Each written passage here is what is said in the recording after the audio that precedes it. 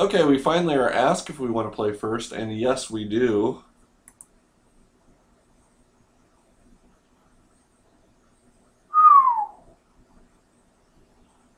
And yes, we probably have to mulligan. Mostly because we have 3 4-drops, like 3 of our 4 4-drops in hand. Yeah. That I can keep. All right. We can Evolving Wild for a forest. And then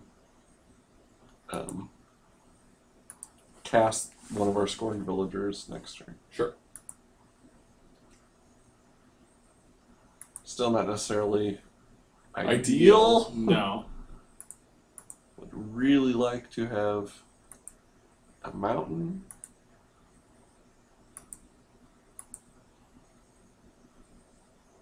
Oh, burn. Yeah.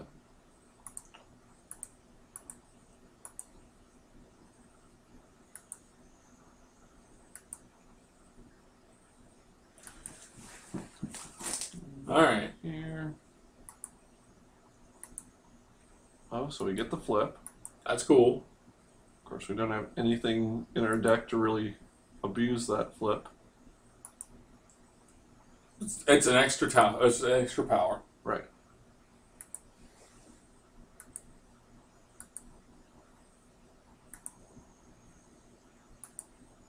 No, it's if we had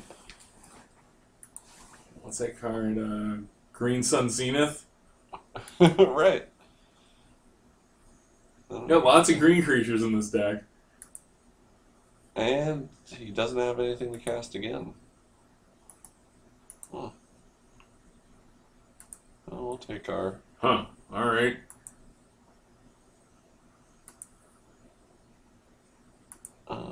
At this point, I don't really want to... I kind of want to use that as defense against when he tries to burn something. But I'm probably going to cast it at the end of turn if he hasn't played something. So should I just cast it to get the plus If 2? you're going to cast it at the end of turn, just cast it now. You may as well get some benefit out of it. Right. I mean, I totally agree. It is an awesome card from a... just getting,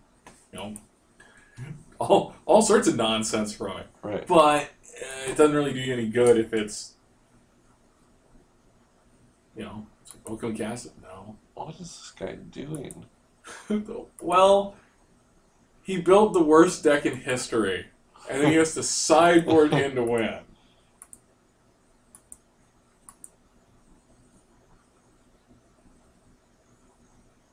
I'm not going to Wild Hunger because that could save us from a removal spell. All right. I don't know what... I mean, we can use it next turn. We wouldn't have killed him this turn Right. anyway, so...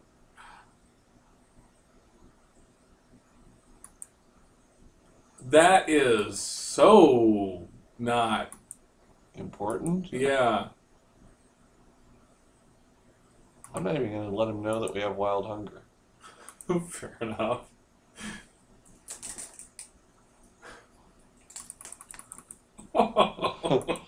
Wow.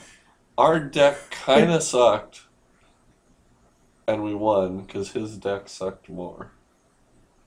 That was my interpretation of the events. Yep. Okay, now, what colors? Who's playing red-black? We see it. No, no one played green. We may very well have been the only players because that's what it felt like. Every green card was tabling. Yeah.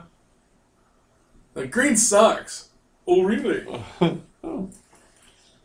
Oh, we're not mulliganing that. Holy God. I mean, give us a mountain and we'll be even more happy than we already are. Yeah, like that. That's Yep. okay. Okay. So now you're giving us what is close to our dream Optimal. draw. Yeah. If our next card's a Briar Pack Alpha, then I think we actually would be too. If I could stack the deck and tell you exactly how I want to draw cards. What is this? Just wants to get in the There's graveyard. souls in there yet.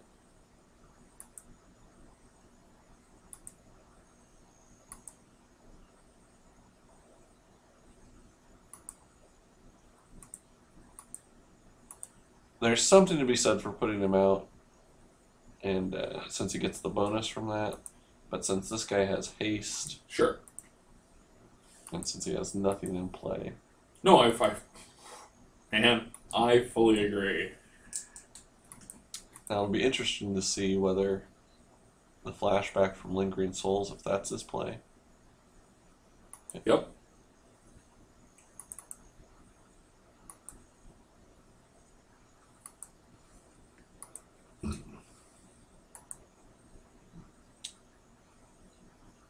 I think we Immer Wolf, because then the young wolf gets in an extra, and I'm okay with him, Dying. yeah, dying and coming back bigger.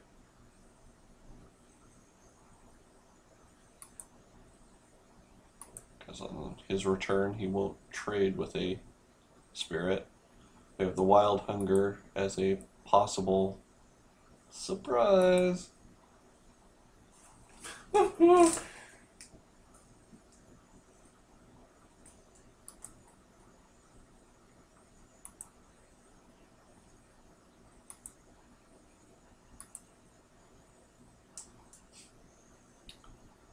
Hmm.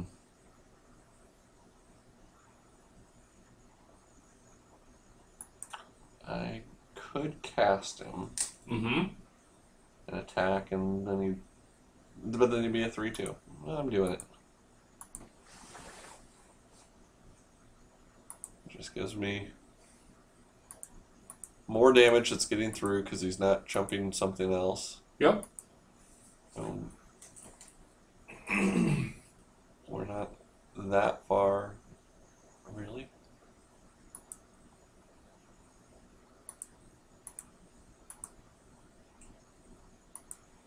Especially with Wild Hunger, we're not that far from winning. No. This will be a 2/3 flyer on his turn, which can block Mm-hmm. the Immer Wolf, but Well, we can do that, Yeah. and we don't care.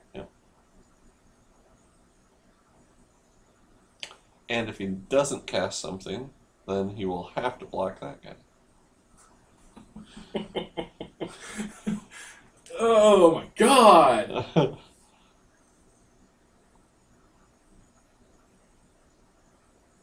Flashback Faithless Looting. I really hope that's what he's doing with his turn now. Wasn't quite that good.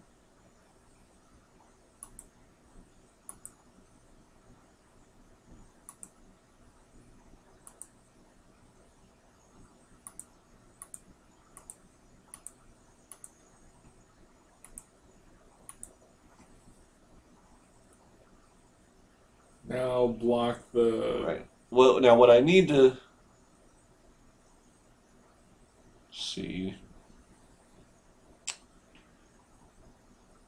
I was gonna say 3, 4, 5, 6, 7. I can get 2 trample through and save him, Yep. so it's worth casting on him. Otherwise, if I couldn't get the trample through, I'd cast it on one of the other guys. But Sure. So that's it, right? Yep. Unless he's got something with one red. Right. Or I guess one red and one colorless. But he can't. Oh no, he He can. could. He can when he's a flyer. So he could fling something, I guess? Yep. That would be.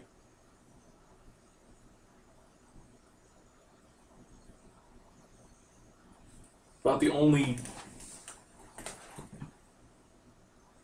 Fling. Oh, come on. Oh, bring on. Sure. Okay. That also makes sense.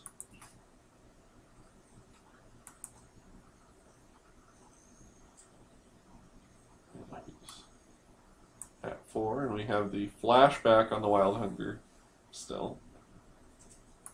So, I'm not. Still not overly concerned? Yeah. Especially if he's tapping out for all that.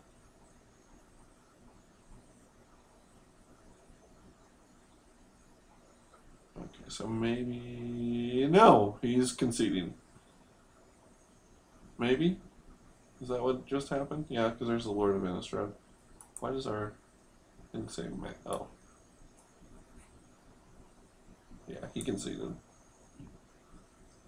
That seems legit. Yep.